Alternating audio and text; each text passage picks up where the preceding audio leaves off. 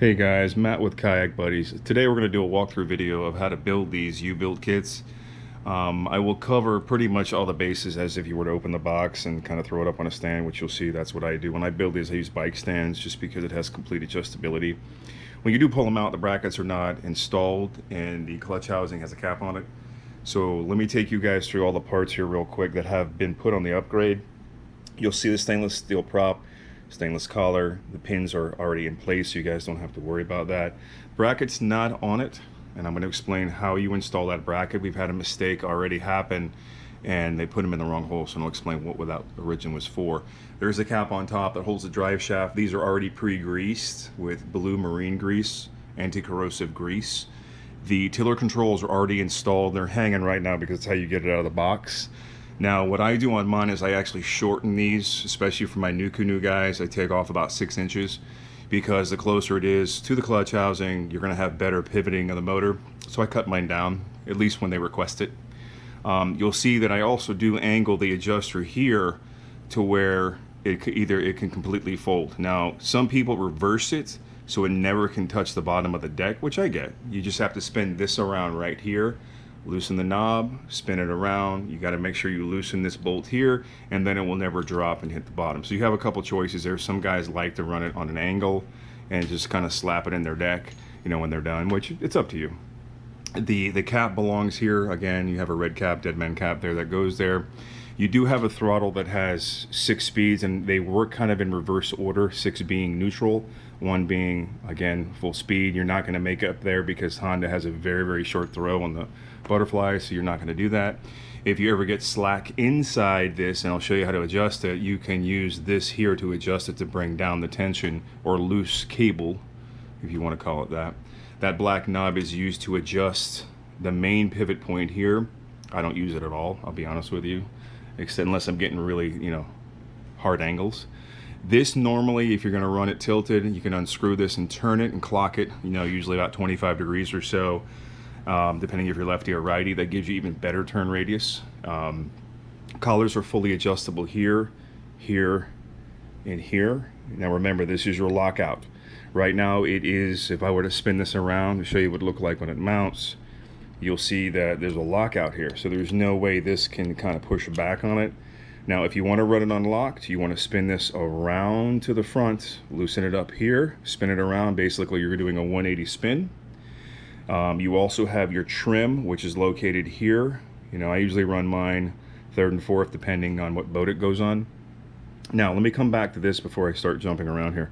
So at the end of the day, if you were going to run it unlocked, let's be very clear about this. You need to make sure that when you attach this bolt to the main bracket, do not use this one. Now, on a previous video with the 35cc systems, that some guys wanted to dig their props in on a negative angle, they would put it up here. The problem is it puts unneeded stress on these eyelets. This is not made to run the main bolt. Okay, this was made for pins, and I'll show you what they look like. They are made for pins that, here we go, got 5,000 of them here. Okay, so they're made for pins that commonly would go in like that, all right, and they would lock that bracket. The problem with that is if you hit something, you're gonna crack it right here. So these are removed, and if they are in your build, take them off. You will thank me later. So what I do here is I actually run a bungee cord here around into the other side. So think about it kind of like that, like kind of a U. You can make your own bungee cords. They have obviously military grade bungee cords, and this will prevent this from kicking too far up, and it will allow it to kind of pivot up a little bit in case you hit a strike and then come right back down. So I just run a bungee cord here, wrap it around, call it done. Again, but that's up to you. You know, I always tell people, if you run it unlocked, that damage, that you know, if you hit something, it's on you. The bracket, not that it would break, but I did have someone recently installed this bolt here. Yeah, that didn't work too well. So I don't think it was his fault. I think there was a casting issue here, but nonetheless. So your cups are here. Remember, guys, always keep everything greased, lubricated. This wants to touch the back here. Just remember, if you look close enough, you're going to see a bolt there. So if you're on a mount, I always recommend putting a piece of plastic in front of this. Otherwise, you're going to get metal in the metal, and this thing's going to vibrate. They all do it, so it's not just these. The gear oil has already been put in. It's already been sealed with RTV. I use a gray RTV in there. And what I do is I run about half of the area down here where the gear set is full of 90 weight oil. Let me see what else we got here. All right, so, and again, there's your main bolt here. This spins all the way around, just so you guys can kind of see it here. I grease these occasionally, not too often. Now, there is a spring in here also. You want to make sure you grease that. Not that you need it, but still, grease it periodically. And of course, same thing in here. That is black steel, which looks like a little set pin in there. Make sure you coat that with grease as well. You'll see me do it in a few minutes. Now, let's get to this little adjuster here. All right, so this adjuster, if you guys look at it real close, you're gonna see there is a gap here. Do not try to touch those two pieces of metal. If you do that, you're gonna stress out this aluminum and you're going to crack it. Okay, how do I know? Because I've done it. So you wanna make sure snug is all you need. As long as this does not rotate, you are good, all right? I always make sure that this is in line. And of course, up on top, same thing. They're kind of opposite each other. You do have your cable route here. You know, you can move that. I don't over tighten these. I just have it there just in case, you know, you want to move it forward or backwards. It doesn't technically matter. Now, as you come down to the kill switch, you'll see that these are heat shrink. These are, of course, tie wrapped, waterproof connector. You have the eyelet that goes in the clutch housing, and that will go into the engine ground, which you'll see in a minute. On the opposite end, you'll see a billet connector. You'll see soldered ends. I put 3 washers in there because you want to make sure that at the end of the day, you have some ability to, you know, change the butterfly opening if it's too tight or it's not tight enough. You want to be able to manipulate that, which I'll explain in a few. All right, so there's step 1. I think we covered our bases here. I'm going to leave this as it's being built. I'm going to flip this around just for a minute, and I'm going to attach the clutch housing next, explain it. I'm going to lower everything down, and we'll start building it. Okay, so if you kind of peek in there, whether I build it or you build it, you know, I always coat the drive shafts. I pull these out and I coat the entire sleeve all the way down to the gearbox with a really high-end non-corrosive marine grease. Now, these are 9 spline on both ends. Now, a little word of advice here. I tell people, you know, once every 6 months, once every year, pull that clutch housing off. It's only simply 1 bolt that goes through the actual aluminum drive tube, and then 1 bolt that clamps the clutch housing on. You can pull that right out. I pair of pliers and I just slide it right out. As long as you pull it straight out, it's fine. Do not jam this down. I get a lot of people that push these in far too tight. When you have 2 tight gears touching each other, it's called gear mesh. You'll get a little bit of noise. Slide it back out. Just let gravity drop it in. Spin it, it will drop right in. Okay, I'll show you right now how to do that. So if you look at the drive shaft, this just slides up and down. I mean, I literally did nothing to it. Now, if you don't let go of it, you can kind of pull it all the way out, but I just pulled it just a little bit because I'm about to build it. You just literally grab it and spin it, it drops right in. Do not slam this down. There's no reason to do that. Tight does not work with outboards, okay? So just let it sit there, it's not a big deal. Now, clutch housing, you'll see in here, guys, 9 splines. You can't get this wrong. If you do, well, then I should have built it for you. So once you slide it in, this will spin beautifully with no issue. And you'll notice, again, you have a set screw here, which I will put in right now. Again, understand these are aluminum castings, so whatever you decide to do, make sure it is simply snug, not overly tight, because you will strip it. It's that simple. Okay, so I'm going to go ahead and snug these up, and I will proceed to the next step. All right, so both are snugged up. You'll see there's a little bit of gap in here. Commonly when I do build these, I always space these out. I don't like slamming metal to metal. This is going to move anyway based on your vertical height, so at the end of the day you still want a little bit of a gap in there. You may even turn this depending on whatever kind of horizontal rotation that you want. Now, let me make mention of this. When you guys rotate this, I always get people that grab the prop and like, you know, Matt, why does this thing have a little bit of gear mesh? Well, it's because you're pushing the drive shaft up into the cup, you know, of the clutch housing. As long as you spin this, guys, it should be like a baby's butt. Okay, it should be super simple, no gear mesh, and you can see right now, no problem. Right? As long as that is a smooth entity as it rotates, you are perfectly fine. Okay? I always get people to grab the prop. You wouldn't do that on a common outboard, you know, in a full-size boat, so this is no different. All right, so the next step that we're going to do is we're going to actually mount the power head up here. You can see that I have them ready for us. So we're going to put the Honda 50cc power heads up. We're going to do one of them, and I'll walk you through the whole process of what to do and what not to do. So when you guys unbox that Honda GX50, this is what it will look like. Obviously, there's no box. You want to cut it on the side. Be careful not to cut the top. If you cut the side, you'll see the manual sitting right here. Just kind of cut right next to it. There is a serial numberized piece of paper attached to it, which I'll show you what that looks like in a minute, but these are legit Hondas. These are not Chinese knockoffs. We don't use Chinese knockoffs, as you can see. All right, these are you got to make sure you register them as well. Very important to do that. All right, let me cut this one open and go ahead and mount it. You will also see a bolt kit with a couple Allen keys that come with it. That's really all you need to tear this whole thing apart. Bolts are in here. These are all the bolts for the engine to clutch housing, and I'll show you what that looks like in a second. All right, so I put in the 3 main bolts. Obviously, you're going to see that it has a lock washer and a flat washer, and the lock washer obviously goes right up under the bolt flathead, and of course the flat washer goes on the clutch housing. So I put the 3 mains in. That's what I was referring to earlier, guys, about your serial numberized engine. Make sure you save that. Register the motor. Okay, so I'm going to go ahead and snug these up, and then I will attach the ground, and we'll go into the throttle system in a second. So there's your 3. And of course I use a ratcheted, Allen key, much easier. Anyway, all right, let me snug them up and we'll go to the next step. So for the guys who do the RTRs with me, you'll see I always put in plastic all of your documents just to make sure they're safe. All right, so the next step is we're going to go ahead and cut this end off. That cuts off right about there. We're going to take this off, explain the whole butterfly inside of the carburetor thingy-majiggy there. So that's the next step. I'm going to cut this, open this up. It literally is only 1 screw, and it pivots off the hinges here. Don't be afraid to pull that off. If the air cleaner comes, the paper element comes out, don't worry about it, guys. It goes right back in. No issues there. It's not a one and done thing. All right, so that's our next step. We're going to go ahead and cut this. If I zoom in here, I cut it literally right there. Okay, then I'll go ahead and pull a little bit off because I'm going to heat shrink that on, and we're going to go ahead and connect. Okay, so you kind of see here, this is the negative ground that cuts the engine, so that's just kind of hanging there for a moment. There's your paper element. Don't be too worried if this thing happens to pop out. Okay, you'll see it just goes right back in. It's not a big deal. You can't really get it in wrong. Just don't put it the other way in and force it. So you want to snap that back in. A little snug because it's got a rubber element in there. Okay, I'll fix that in a minute. Of course, you're going to see in there, that's where we're going to attach the cable. We're going to connect it right here. The plastic ends right here. It's going to walk right through that with a couple washers on, on top and bottom. You'll see in here, if I can get close enough, you're going to see that there is a channel in there that has a wider opening on top. I don't think you guys can see that. Wider opening on top and a small one on the bottom. That's where we're going to channel that lead end.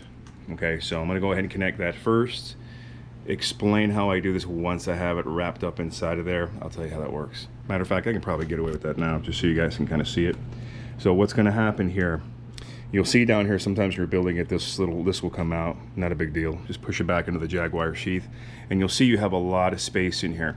So what I do is I open up that bolt right here. I go all the way up here, and I usually run 2 washers on the bottom and 1 on top, but you guys are going to adjust based on how you want your throttle to feel. So if you think about it, it kind of looks like that. So I'm going to go ahead and run this right up inside that channel. Okay, helps if I do this right here. Let me push that back in. All right, so let me go ahead and run this again. Helps if it's the right side. There we go. Okay, there we go. So you're going to hear it snap in. Let's see if I can get in there for you. Right, you see the lead end kind of in the middle of that. That's the butterfly. Right, and then I'm going to go ahead and run 1 washer up on top, 2 on the bottom, see how that works with the throttle. And let's see if I can do this with 1 finger. There we go. Okay, so that's what it looks like. 1 on top, 2 on the bottom. Now once you tighten it, it'll kind of straighten itself out. All right, I'll show you what I use to tighten it, and then we'll look at the adjustments. So give me a second. I'm going to go ahead and tighten this down. You'll see how it wraps around. We're going to tie wrap all that in a minute. As I said right here, if this happens to pop out because it's loose, because it's not in the actual carb, just push it back in. That's what it's meant to do. All right, so there we go, and now we'll tighten it up. All right, so you're going to see I tighten it down. I have a small wrench that I use for that. Don't finger tighten that. Wrench it in. Snug is all you need. So if you look at it, when you look at your throttle here, it's on number 6. All right, there's the adjusters all the way in. So you want to make sure on here that as you go to number 5, it should not hesitate to open, which in this case you can see it moves immediately. Now you also want to make sure in here that it doesn't go up. If it tries to go up, what that means is that the throttle, this actual cable is too tight. Now that usually isn't the case. I always make these a little bit longer, and I solder probably a millimeter or two more than I need to. That's the whole point of having these spacers in here with washers. So if that ever happens, you want to go ahead and take out one washer from the bottom, place it under the bolt. That'll push it up a millimeter or two, and that'll take out that little flex that you need in here, and that'll push that butterfly up a little bit. It's rare that that happens, but sometimes it does. So commonly, if that does occur, you want to just kind of put one washer on top, and you'll have two on the top, one on the bottom. All right, so let's go ahead and run it through the entire sequence. So you'll see here, neutral, 5, 4, 3, 2. Now, if you go to your throttle and it does not go down anymore, you are good to go. So right now, there are 3 settings, 6, 5, 4, 3. So I'm not even using 2 and 1 because the butterfly doesn't reach that far. All right, there we go. So what I'm going to do is I think it could actually go up a little more. So I'm going to disconnect this. I'm going to flip that so you guys can see what it looks like. Okay, so actually I ran all 3 washers on top. They're not even necessary. This throttle cable is actually perfect. So I ran the 3 on top just to have them. It can't hurt. I tighten everything up here. So now you'll see it goes 6, 5, 4, 3, 2. Completely wide open. Fantastic. Actually, perfect throttle cable. That means it needs no adjustment. Now, the next step is, once you snug this up, you're going to put a little bit of Loctite here. And then what I do on my builds is I run a very small tire wrap on here as a secondary, just in case for some odd reason it loosens up. Maybe you didn't tighten it down. I always snug mine up real good. Remember, you don't want to do it too much because it'll crack that. I've never had it happen, but just saying. So a little bit of Loctite on the thread coming down into the bolt, and then you want to do a tie wrap, and you're good to go. Now once that's done, you want to make sure you put in some grease right here as it enters the billet connector. I'll show you what that looks like next. All right, so you're going to see in here now, if you can kind of look past the grease, there is a very small tie wrap in there. Let me see if I can get in there. All right, there's a tie wrap that runs across, and the only thing I leave that in there for is if it gets loose. You don't want that throttle coming off. And then I grease, of course, the upper portion of it. I went kind of a little haywire on there. But it's always good to have that in there in case you get salt spray, but you want to use a non-corrosive grease made for outboards, okay, or marine environments. There you go. Make sure that goes back in, and then we're going to put the cover on, tie this up, and now we're going to hit that kill switch. Okay, so you guys are going to see here now I mended these two together where that was originally cut. I just laid that in and torched it, and I'm going to heat it back up and just kind of straighten that out, and then I bolted the eyelet right here. The purpose of that, guys, is your negative ground. So this is what it looks like for the moment. So what I'm going to wind up doing now is I tie wrap these as they walk around. You'll see in a minute. Sometimes I cut these off, sometimes I don't. It depends. I normally could, you can shrink these down, but I like to keep them longer only if you're going to run the extended line. You have at least a little bit of space back here where you can disconnect that and kind of work if you're going to run the line closer to the person driving the kayak or small boat. So I'm going to go ahead now and kind of route these, show you how I tie everything up, make it look nice and clean, and then I'll explain the adjustments on it. Okay, so you're going to see on my new builds on the ready to runs, you're going to see that I actually put a cable protector on it. I just started doing this just because it's a rub area. I mean, not that it matters. They're tie wrapped in here really neatly anyway. I mean, obviously you can take it off and there's no harm, no foul. But in here where the splice is at, which is back here, I always like to protect it with all the new builds now. So when this thing, is in a shipping mode or you're laying it down, whatever, it's not gonna, it'll just skirt off the knob. That's the way I like it. You'll see it all moves now, just like a boat. Same thing. So I do tie wrap it as well, just because it doesn't harm anything. If you're running the extension for the kill, you would disconnect here, and of course then run the extension to the front of the boat. But that's what it looks like. You're going to be in that position most of the time anyway, but again, anytime there's a high movement area, it's always going to be kind of going up and down based on, your own movements. And again, if you don't like it, you just simply take off the tie wraps, pull it off, and no harm, no foul, right? No big deal. Now, let me show you something also. Back here, if you're running the external gas tank fitting, right here, these have to be tapped here and here. In order to run that 3D bracket, which looks like this, there's your bracket, okay? It's gonna have to be tapped, and that's why I tell people, if you're ordering it from me, I'll tap it for you. I'll place it in there for you. Sorry about that. And that will allow that to fit right in here. So it wasn't made for that originally, but we 3D designed it here, and works like a champ. So kind of here we go. This is it. So everything else remains the same, you know, and I'll explain. Adjustments are rather simple on this, guys. When you're doing verticals, you're just going to loosen this up, and commonly the bottom two, and that's pretty much it. If you're going to change out the rotation of the handle, you would do it here. Do yourself, you know, do yourself a favor and grease behind this, just because. I mean, I'm like that. And at the end of the day, when you guys are finished running these, I always tell people, you know, from the prop all the way up to about the clutch housing, which is right here, spray it down with WD-40. Let it drip dry. Then from that point, just take a nice, you know, terry cloth, or, you know, one that doesn't pick up dirt and debris, and just simply wipe it down. You want to make sure you get all the salt off of it. Yes, you can use soap and, you know, water. It's fine. I would not do that to the power head. Even though it's aluminum, you still want to kind of wipe this down with WD-40, but I would wipe this. I wouldn't spray it, especially your fittings. Although the Honda uses awesome fittings, you still want to coat them. You know, there's the same thing over here. You want to make sure you coat all this, but do it by hand versus spraying it. You know, not that it's going to hurt anything, but, you know, I've never done it that way. But you can do what you like. And from that point, servicing the prop, if you happen to have a problem with the prop, which is rare, you can take that off right there. You'll see there is a set screw. You would pop that off, and there's a shear pin in there. Obviously, that little shear pin will bend. It's stainless steel, but it will bend if you smash into something.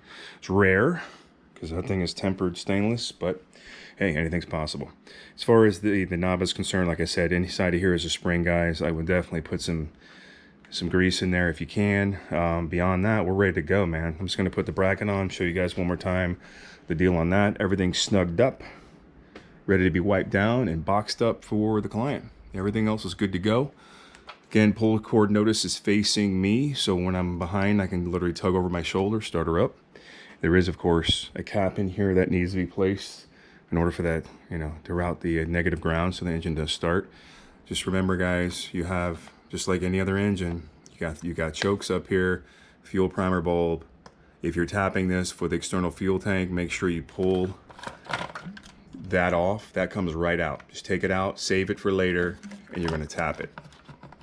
Okay, I usually put a screw, literally a nice clean hole right down the middle here. Nice part about these, it doesn't have to have, you know, air to be able to suck that, because it comes in through the carburetor, so it's not a vented cap, so you can run the brass barb with no issues. Okay, just make sure also you're running 30 weight oil.